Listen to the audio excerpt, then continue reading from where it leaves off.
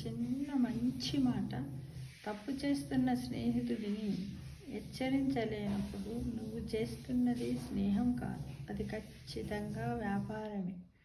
ఎందుకంటే స్నేహితుడు అంటే వాడి తప్పులను సరిదిద్దేవాడు. కానీ వాడు ఎన్ని తప్పులు చేసినా కూడా నాకేంది అని ఊరుకొని వాడు తప్పుదారిలో పోతుంటే వాడిని మందలించకపోవడం, వాడు నా ఫ్రెండ్ అని చెప్పుకోకపోవడం, తప్పులు చేసినప్పుడు కూడా చెప్పడు.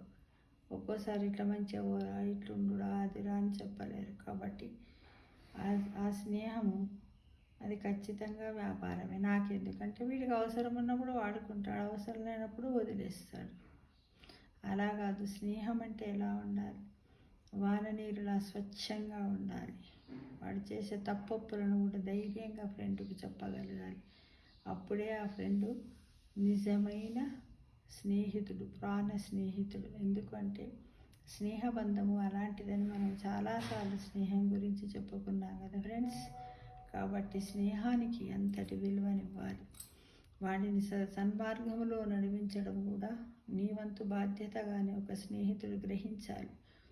వాడు అలా పోతూ ఉన్నాడంటే, ఓహో వాడు నీ ఫ్రెండే కదరా, అట్లా ఏంటేందిరా, నువ్వు ఇంత డెవలప్ అయినావు అన్న అట్లా వాడు పోతుంటే చెప్పొద్దారా. నలుగురు కూడా నిన్ను హేళన చేసే పరిస్థితి తెచ్చుకోవద్దని ప్రతి ఒక్కరు గమనించండి.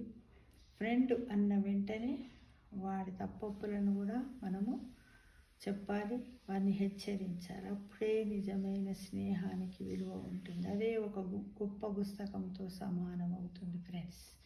ఇది జీవిత సత్యం.